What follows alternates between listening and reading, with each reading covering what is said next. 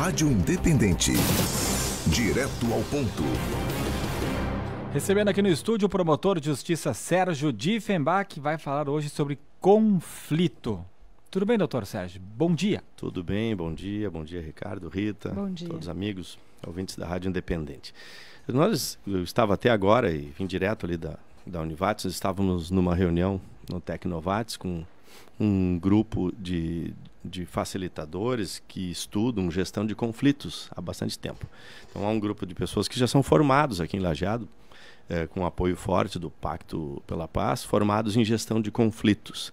E é um tema que ele está absolutamente no dia a dia de cada um de nós, dentro das nossas casas, nas ruas, no trânsito, dentro dos nossos espaços de trabalho. Nós não raras vezes nos encontramos em situações de conflito. São conflitos que podem ser conflitos de ideias, conflitos de interesses, conflitos de posicionamentos, conflitos de toda ordem. E às vezes a vida está muito tranquila aqui, quando tu chega dentro de casa tem um conflito. Qual é o conflito? É com o teu companheiro, companheira, com o filho, há desejos diferentes e opiniões diferentes. E pouco se fala de como é que se faz a gestão desses conflitos, né? Os conflitos fazem parte, por onde há seres humanos, haverá conflitos. Vocês aqui, certamente, para fazer a divisão da pauta, das jornadas, quem vai para cá, quem vem para lá, como é que se distribuem, isso gera conflito. Às vezes, na questão remuneratória, gera conflito. Na questão de posicionamentos, muitos conflitos. Então, é um tema que já vem sendo estudado e debatido e trabalhado há muitos anos, e ele parte de alguns pressupostos que são importantes nós termos no nosso cotidiano como reflexão diante dos conflitos. E algumas questões eu quero trazer aqui com vocês. O primeiro ponto é como é que eu reajo, ou como é que eu ajo ou reajo quando eu me deparo com um conflito.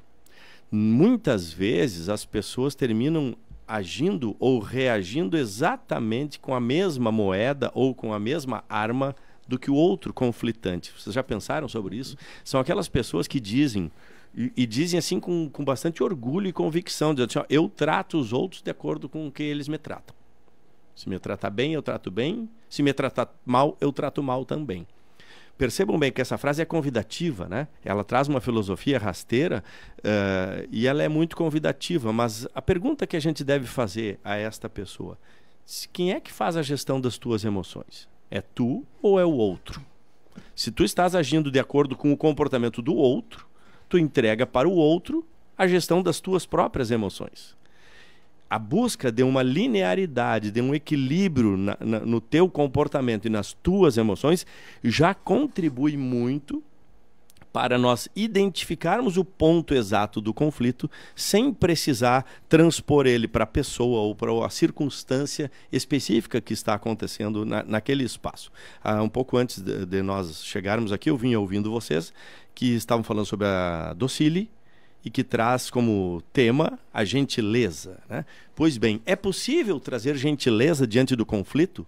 Sim, eu diria que não é possível, é necessário nós não abrirmos mão da gentileza. A gentileza significa respeito, significa educação, significa aceitação de que há opiniões diferentes, que há interesses diferentes, que há desejos diferentes e que há pessoas diferentes. Então, um dos primeiros requisitos para nós podermos enfrentar um conflito é termos dentro dos nossos princípios de conduta a gentileza no trato, a gentileza na exposição das minhas ideias. E a gente termina, por incrível que pareça, desde as relações dentro de casa até as relações internacionais, a gente termina se atrapalhando exatamente nesse trato. É o momento em que o sujeito acha que pode levantar o dedo e apontar para o outro. É o momento em que o sujeito acha que ele pode gritar sobre o outro. E nem vou falar dos casos em que o sujeito acha que pode agredir fisicamente o outro ou ofender moral e psicologicamente o outro. E vejam que estas são distorções no enfrentamento de um conflito. Qual seria o segredo, então? Primeiro, muita autoobservação. Como é que eu me comporto? Quais são os gatilhos que me desequilibram? Quais são aqueles momentos que me tiram do sério? E tem pessoas, todos nós temos pontos específicos, chamados pontos quentes, que são aquele assunto que tu tocou no assunto, bum, deu o problema. E a partir daquele, quando dá o boom, a pessoa fica mais ou menos como cega e surda. ela fala e dá aquele vermelhão, aquele calorão no rosto, e a pessoa fala coisas que depois nem sequer ela lembra o que falou. E até tem a expressão, eu perdi a cabeça. Como assim eu perdi a cabeça? Quando a razão saiu e apenas a emoção ou o teu lado mais animal veio botar tudo para fora. Coisas que às vezes tu nem acredita no que está falando, mas tu precisava machucar a outra pessoa. Tudo por conta de um conflito que não foi clareado, não foi trazido, não foi esclarecido. Qual é a dica, então? Para não perder a cabeça, porque... Perfeito. Primeira dica. Muito comum, né? Primeira dica, observar a si próprio. Que é nossa outra grande dificuldade, observar a si próprio. Eu sou muito bom para observar o Ricardo, para observar a Rita, para criticar o Ricardo, para criticar a Rita, para criticar o João, para criticar a sogra, o sogro, a esposa. A gente critica todo mundo e muito pouco olha para si. Então é importante começar a olhar para si, pensar nas suas próprias reações, inclusive históricas. Assim, mas aquela semana... Aquela vez eu me comportei mal, foi por quê? Porque ele tocou num ponto e esse ponto para mim é essencial. Se eu identifico aquele ponto, eu posso começar a fazer um método preventivo, ou seja, quando eu percebo que alguém vai trazer aquele ponto ou que aquele ponto vai ser tocado, eu já tenho que dar o passo atrás de uma respiração, de pensar, de contar até 10 antes de reagir, de pensar num outro assunto, de sair um pouco, de respirar mais uma vez antes de responder quando foi tocado no meu ponto. Vejam bem, isso é exercício de auto-observação. Isso é um aspecto. O segundo aspecto é a clareza e a identificação do conflito. Bom, qual é o conflito que está por trás? Às vezes o tema que gera a discussão, ou que gera a briga, ou que gera o debate, ele é um tema superficial e por baixo dele está o conflito. E o conflito não aparece apenas a superfície. Então é olhar e dizer, não, isto aqui é superficial. Qual é o conflito? O nosso conflito talvez seja de ideias. Tu tens um pensamento de direita, eu tenho um pensamento de esquerda. Bem, aí nós já começamos a clarear um entendimento. E por eu ser de esquerda ou eu ser de direita, por exemplo, trazendo o tema da política, né? Por eu ser de esquerda ou por ser de direita, eu preciso então aniquilar, bater, derrubar, exterminar, agredir o outro lado? Ou eu posso clarear os pontos e a partir desses pontos dizer, até aqui nós estamos num conflito e aqui nós temos que tomar uma decisão. Isso vai facilitando as pessoas a chegarem a alguns aspectos.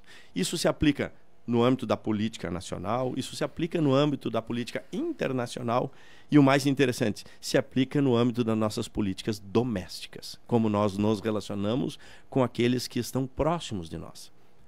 E aí temos um problema, um agravante nessa situação. Em relação àqueles que estão próximos de nós, aqueles por incrível que pareça, aqueles pelos quais nós temos amor e afeto, são aqueles com os quais nós perdemos mais rapidamente o limite. Quando nós achamos que podemos falar coisas menos pensadas, achamos que podemos gritar, achamos que nunca vamos perder aquela pessoa. E isso é uma distorção que cada um de nós traz. E vejam bem, então, com aqueles que nós temos afeto, que é o que nós deveríamos ter mais cuidado para tratar, é aqueles com os quais nós mais nos descuidamos. Quando os nossos freios estão soltos, nós estamos descuidados dessas precauções, nós terminamos magoando as pessoas que nós queríamos abraçar. Então o tema do conflito, ele é espetacular dentro da sala de aula, dentro das relações externas, porque ele precisa ser melhor compreendido. Passa por gestão de emoções, passa por autoobservação, passa por análise criteriosa do problema estrutural que está abaixo do conjuntural. A técnica, a ciência e a estudo para isso. Nós podemos e precisamos sim aperfeiçoar no nosso dia a dia pensamento sobre esses conflitos. Tem o ouvinte, o Nécio Kemery, a respeito desse assunto. Ele diz que foi incomodado na firma por um colega. Depois de uma severa briga, não conversa mais com ele. Desde então, ele tem paz no trabalho. Faz de conta que ele não existe.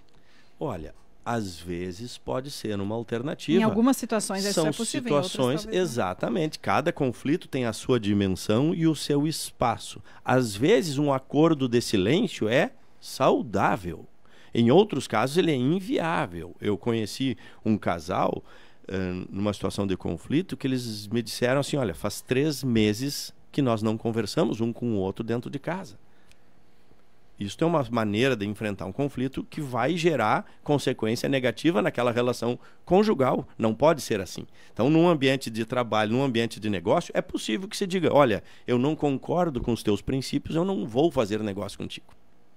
Ou então, apesar de eu não concordar com os teus princípios, nós podemos fazer negócio até este ponto. A partir daqui para lá, mexe numa questão ética minha que eu divirjo da tua. Isso é clareza, é comunicação, é transparência. Então, essas relações do trabalho não são aconselháveis. Vou dizer por quê. Porque há outros estudos, e quase que óbvios, que nos demonstram que nós estamos no nosso ambiente de trabalho mais tempo do que estamos dentro das nossas casas, quase. Então, este ambiente de trabalho, ele precisa ser saudável, ele tem que me trazer saúde, ele não pode me trazer adoecimento. E a relação muito conflituosa, de raiva, de ódio, de sensações muito negativas, ou mesmo do silêncio total, ela termina gerando um adoecimento de médio e longo prazo. Então, pode ter sido uma solução pontual, imediata, mas não é aconselhável para médio e longo prazo. E também acho que depende, né, doutor Sérgio, de quantas pessoas trabalham nessa empresa. Uma coisa é tu ter um problema com um cara que trabalha lá no outro setor, que tu não tem que ter muito contato e que são, sei lá, 100, 200, 300 funcionários na empresa. Outra coisa é tu estar no mesmo ambiente e serem 5 pessoas. E naquele ambiente tu ter esse problema que tu não consegue falar. Tudo tem que ser proporcional, tem que ser avaliado de forma distinta, né? Tem que ser avaliado de forma distinta e hoje se estuda muito a própria arquitetura dos espaços de trabalho, os ambientes. Hoje se trabalha muito em coworking, todo mundo trabalha junto, no mesmo espaço físico. Antigamente eram os escritórios mais fechados, cada um com a sua salinha, cada um botava o seu retrato da família e ninguém mexia naquele campinho ali, né? Hoje não, hoje está todo mundo colaborando, co-trabalhando. E às vezes esse ambiente, se ele está muito confinado, ele pode ser um ambiente estressor.